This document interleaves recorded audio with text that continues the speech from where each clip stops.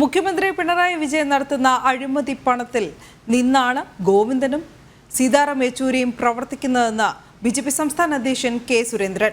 CPM സംസ്ഥാന secretary MV. Govindan മുഖ്യമന്ത്രിയുടെ അടിമക്കണ്ണായാണ് പ്രവർത്തിക്കുന്നത്. LDF-ലെയും UDF-ലെയും നേതാക്കൾ മാസപ്പടി വാങ്ങിയതായി കെ സുരേന്ദ്രൻ വ്യക്തമാക്കി. ഗോവിന്ദ മാഷ് എന്ന് പറഞ്ഞാൽ ഒരു അടിമക്കണ്ണായി മാറിയിരിക്കുകയാണ്. ഞാൻ നേരത്തെ പറഞ്ഞ കാര്യമാണ്. ഇത്രയും ഒരു അടിമയായിട്ടുള്ള സംസ്ഥാന സെക്രട്ടറി ഇന്നേവരെ കണ്ടിട്ടില്ല, ഇന്നുവരെ ഉണ്ടായിട്ടില്ല.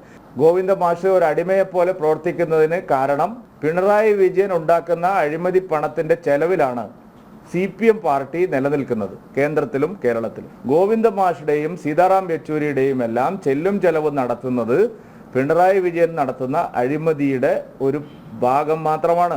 പിണറായി വിജയനും മകളും മാത്രമല്ല, ഉന്നതരായിട്ടുള്ള കോൺഗ്രസ് ലീഗ് നേതാക്കളും CMRL നിന്ന് മാസപ്പടി വാങ്ങിയെന്നുള്ളതാണ് സത്യം. മാസപ്പടി കേസ് തെളിഞ്ഞാൽ കേരളത്തിൽ LDF-ന്റെയും UDF-ന്റെയും ഉന്നതരായ പല നേതാക്കളും കുടുങ്ങുമെന്നുള്ള കാര്യത്തിൽ സംശയമില്ല.